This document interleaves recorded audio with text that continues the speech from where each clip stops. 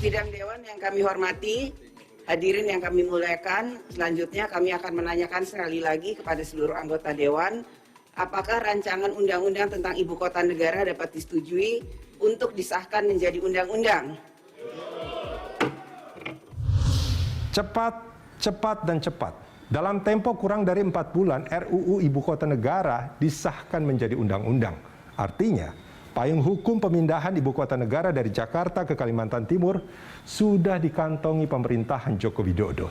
Jika berlangsung sesuai rencana, Ibu Kota NKRI akan pindah ke Penajam Pasir Utara pada semester pertama tahun 2024. Presiden menamai Ibu Kota baru itu Nusantara. Itu akan menjadi warisan kebanggaan Jokowi sebelum lengser pada 20 Oktober 2024. Dengan ini saya mohon izin untuk memindahkan Ibu Kota Negara kita ke Pulau Kalimantan. Kita tidak ingin tergesa-gesa, tapi ingin secepatnya. Proses menggolkan Undang-Undang Ibu Kota Negara terbilang kilat, sebab parpol pendukung pemerintah kompak. Satu kata dengan keputusan Presiden Jokowi, bahkan saat rapat paripurna di DPR, cuma satu fraksi yang menolak, Partai Keadilan Sejahtera, PKS.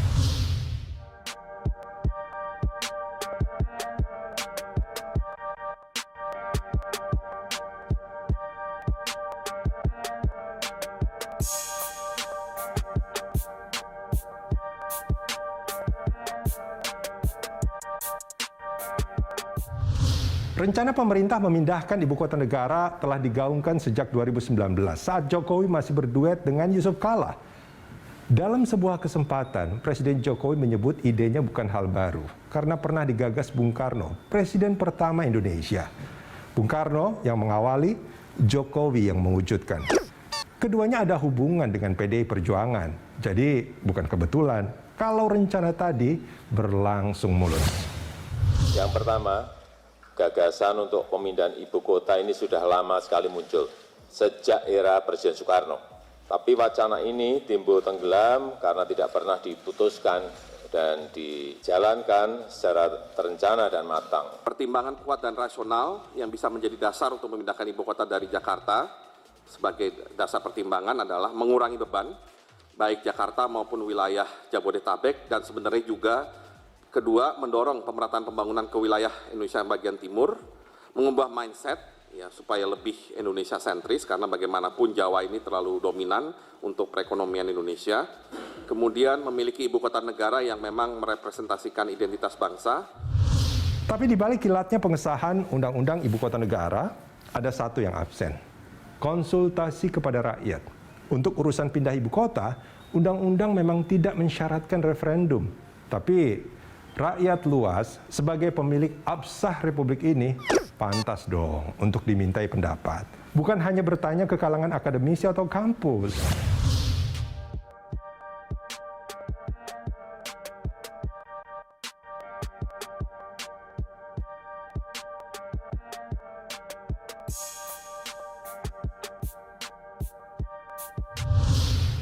Ada kesan, dan itu terasa betul, rencana pindah ibu kota negara menjadi gagasan elit dan menara gading. Sementara rakyat tidak dilibatkan secara memadai. Ini 11-12 dengan dikebutnya Undang-Undang Cipta Kerja yang berujung menjadi konstitusional bersyarat setelah diuji materi ke Mahkamah Konstitusi.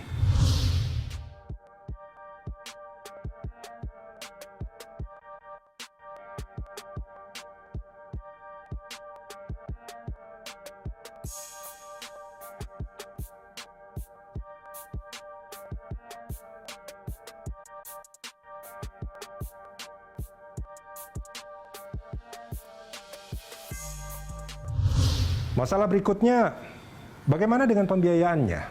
Seurgen apa memindahkan ibu kota negara saat negeri kita masih belum lepas dari pandemi COVID-19? Uang ekonomi masih tertati-tati begini.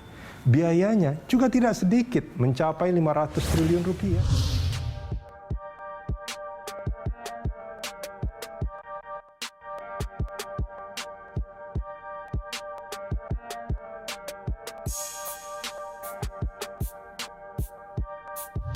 Menteri Keuangan Sri Mulyani menjelaskan, untuk tahun 2022, anggaran pembangunan ibu kota negara akan diambil dari dana PEN, yaitu dari pos penguatan pemulihan ekonomi. Padahal dana PEN yang tahun ini berjumlah 455,62 triliun rupiah sedianya untuk penanganan COVID-19 dan pemulihan ekonomi. Ini dana darurat sekaligus dana stimulus ekonomi.